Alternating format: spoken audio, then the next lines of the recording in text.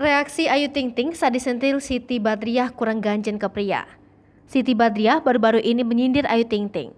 Hal itu lantaran ia menilai Ibunda Bilqis kurang ganjen pada pria. Ayu Ting Ting dan Siti Badriah baru-baru ini bertemu. Keduanya bahagia akhirnya bisa mengobrol bersama setelah sekian lama tak berjumpa. Hal itu lantaran mereka sama-sama sibuk dengan aktivitas masing-masing. Ayu Ting Ting disibukkan dengan pekerjaannya, sementara Siti Badriah kini sibuk mengurus anaknya yang baru lahir Maret lalu. Kehadiran Siti Badriah di channel YouTube Kesyu TV membicarakan perjalanan asmaranya dengan sang suami Krisdiana Baharudin. Sebelum membahas hal tersebut, Siti Badriah justru menyindir Ayu Ting Ting terkait sifat sang pedangdut. Pasalnya, selama ini Siti Badriah menilai Ayu Ting Ting kurang ganjen terhadap laki-laki. Seketika Ibunda Bilqis itu langsung tertawa terbahak-bahak. Ayu Ting Ting pun mengakui bahwa dirinya tidak ahli mendekati pria. Ayu Ting Ting mengaku kuper terhadap pria. Ledekan Siti Badriah berhenti di situ. Ia juga menyebut Ayu Ting Ting terlalu fokus mencari uang dibanding mencari pasangan.